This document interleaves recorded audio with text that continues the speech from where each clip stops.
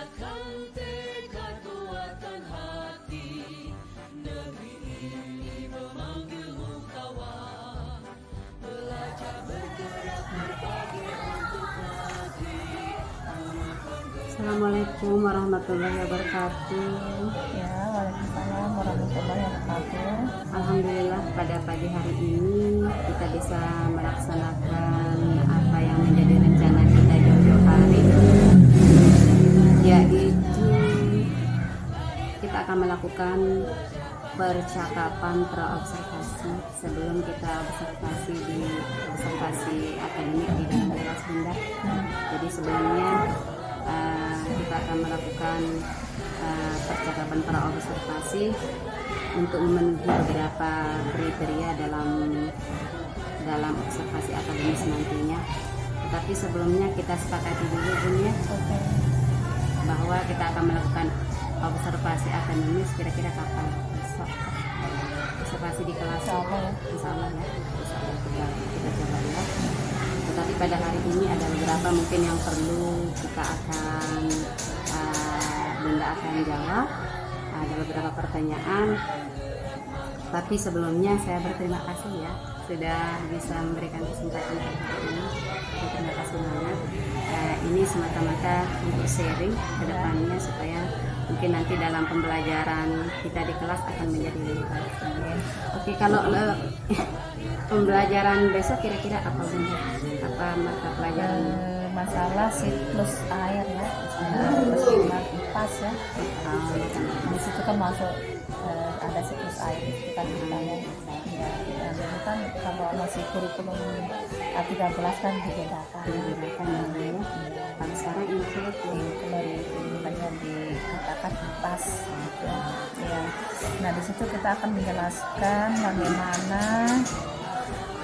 bagaimana manfaat air dalam kehidupan sehari-hari. Selain manfaat air, kita juga menjelaskan proses terjadinya siklus air itu ya, bagaimana siklus air itu yang dari bawah tanah, dari sumbernya lah kan, naik menguap ke atas, turun lagi. Ya, kita akan menjelaskan seperti itu. Lalu yang berikutnya mengidentifikasi kegiatan manusia yang mempengaruhi daur air tersebut. Nah, terus ada lagi menjelaskan proses terjadinya air hujan ya, tidak jauh beda dari itu daur air lah gitu kan. Proses terjadinya air hujan itu. Nah, mungkin siswa taunya hujan itu terjadi karena takdir lah begitu ya. Ada semacam mistik kadang-kadang ya. Ada mungkin memang sih ya. Itu memang mungkin dikatakan kan sekarang ini kan tidak ada musimnya kan. Tidak ada musimnya, kadang hujan, kadang panas. Tidak musimnya terjadi hujan. Nah memang itu apa dikatakannya kalau kita berbicara ilmu, mungkin ada kaitannya dengan ini ya, perilaku manusia dengan mengubah sumber daya air, mengurangi tapi daya kan serap. kita juga tidak luput lah dari ilmu pengetahuan alam. Jadi ada terjadinya karena kehendak Allah, ada terjadinya karena ilmu pengetahuan alam itu. Ya. Lalu berikutnya manfaat proyek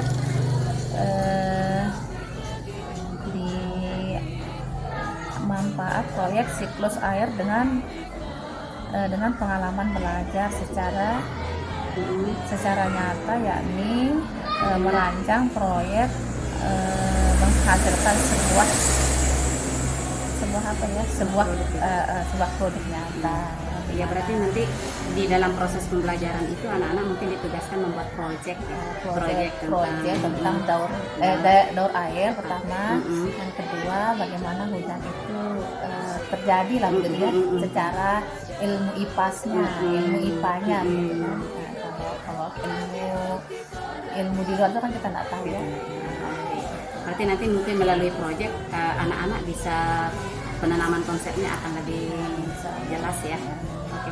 Dalam hal ini mungkin kan yang akan mengobservasi nih di dalam kelas ketika Bunda nanti membelajarkan siklus air ini kan. Kira-kira dalam observasi tersebut area pengembangan yang mana nih kira-kira yang akan hendak dicapai dalam pembelajaran tersebut? Ya, kita akan mengembangkan kemampuan intelektual anak dengan cara menyampaikan materi pada anak secara jelas dan mudah dipahami. Dan mudah dipahami oleh anak, oleh siswa, serta menyajikan kegiatan pembelajaran yang berdiferensiasi secara sesuai kebutuhan siswa tersebut. Jadi nanti pada tahapan pembelajaran, sebelum melakukan pembelajaran lebih lanjut, anak-anak nanti akan dipetakan atau didiferensiasikan sesuai dengan kebutuhan, mungkin profil belajarnya, kebutuhan belajarnya, dan gaya belajarnya. Mungkin seperti itu, Bunda ya. Oke, selanjutnya kira-kira nih strategi yang dipersiapkan dalam pembelajaran tersebut, kalau boleh dijelaskan sedikit. Kita sebagai guru perlu menyiapkan perangkat pembelajaran yang lengkap. Selain itu mungkin ada yang sumber belajar lainnya mungkin ya. Seperti itu ya. Lalu memberikan contoh nyata agar siswa mampu menyelesaikan masalah yang ada atau yang berkaitan dengan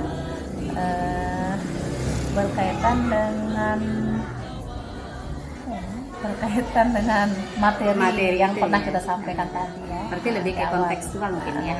Artinya memberi contoh dengan pengalaman kemudian di sekeliling lingkungan. Setelah itu kan nanti siswa yang menjelaskan.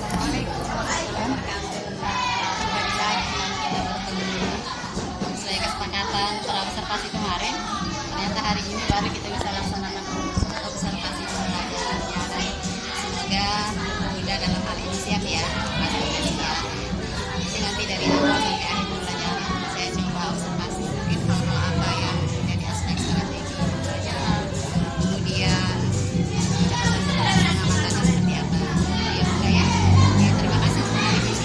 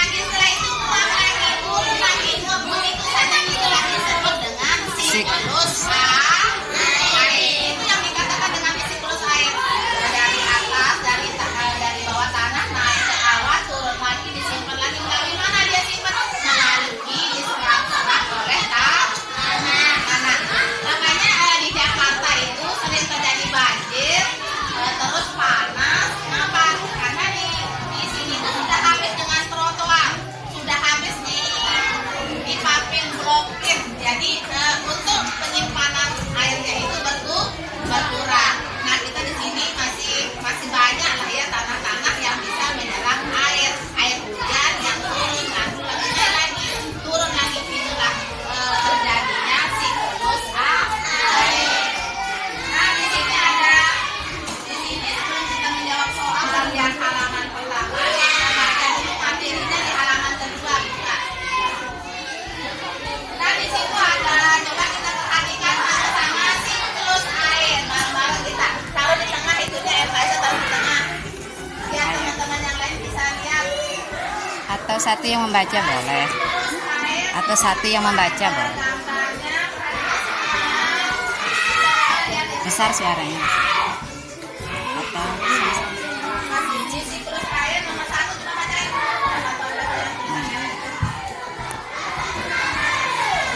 Penguapan evaporasi Yang pertama,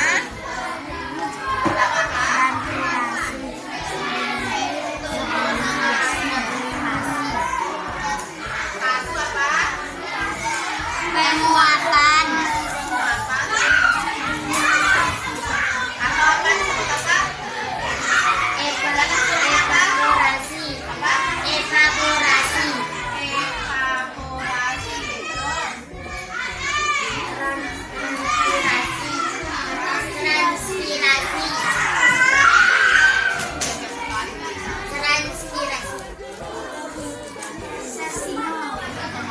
Terjadi karena proses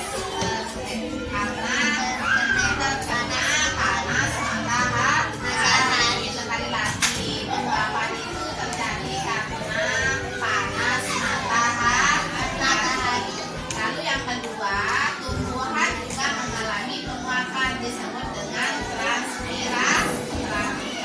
Lalu yang ketiga, uap air hasil evaporasi dan transpirasi naik ke atmosfer dan mengalami pengembunan atau kondensasi. Dikatakan dengan kondensasi. Lalu yang keempat, jika butiran air di awan cukup besar, maka itu dikatakan sudah dehydrated. Lalu yang kelima, air hujan kembali mengisi permukaan bumi seperti sungai, danau, waduk, laut, dan air tanah. Lalu sebagian lagi akan meresap ke lapisan-lapisan tanah dalam proses yang disebut dengan proses infiltrasi. Nah sekarang coba kita buka di halaman pertama, ada di situ tugas 1. Perhatikan tugas 1 itu tariklah garis. Di sini ada di samping kiri ada air danau, air tanah, air laut, air sungai, dan air waduk. Lalu di sebelahnya ada mandi, mencuci pakaian, minum, dan sebagainya, persediaan air bersih. Lalu yang berikutnya mengairi sawah dan sarana transportasi. Lalu sebagai penghasil ikan tawar dan meningkatkan air. Lalu yang kelima, yang keempat, mengalirkan PLTH, rekreasi dan olahraga. Lalu yang keenam, menghasilkan darah. Nah di sini kamu jodohkan ya, kamu tarik garis artinya misalnya air danau. Apa fungsinya air danau itu? Misalnya apakah mandi, mencuci pakaian, minum, dan sebagai persediaan air bersih. Apakah itu cocok? Jika itu kamu katakan cocok, maka tariklah garis di situ ya. Air waduk itu air apa sih air waduk itu?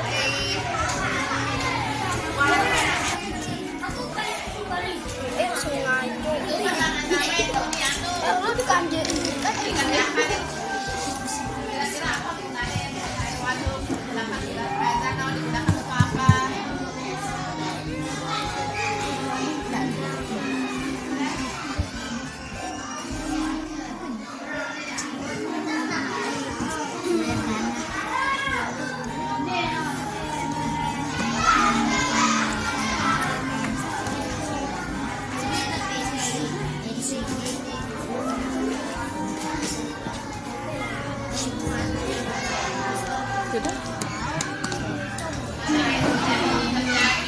Bagaimana siklus air dan bagaimana terjadi keberagaman bersama ya. Nah sekarang kita akan simpulkan pelajaran kita yang kali ini dari awal tadi ceritakan bagaimana air hujan itu terjadi. Ternyata air hujan itu terjadi dari siklus air. Siklus air itu diserap, air hujan itu turun diserap di bawah tanah, terus dialirkan melalui air waduk, air sungai, air laut, air apa lagi? Air tanah, ya direndam di bawah tanah, lalu diuap melalui panas matahari.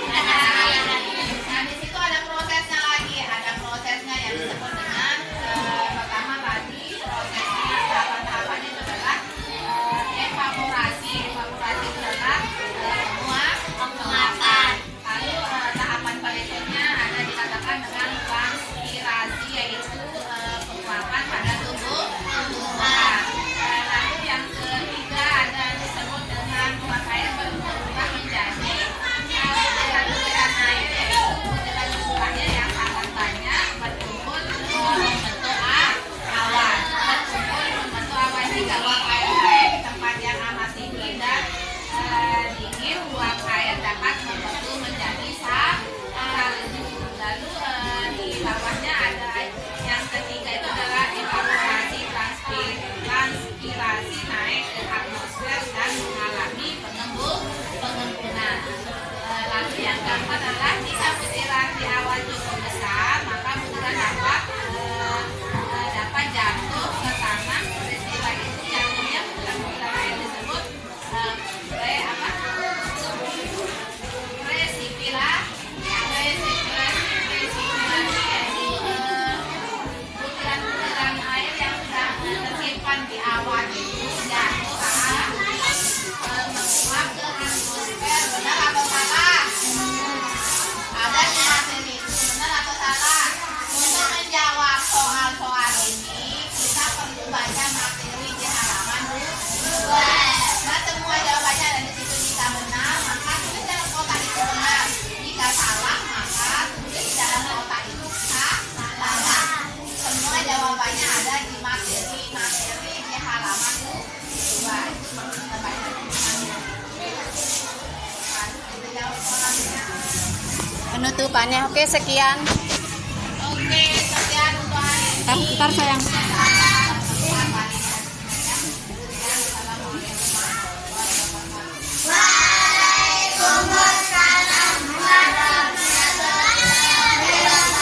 Assalamualaikum warahmatullahi wabarakatuh.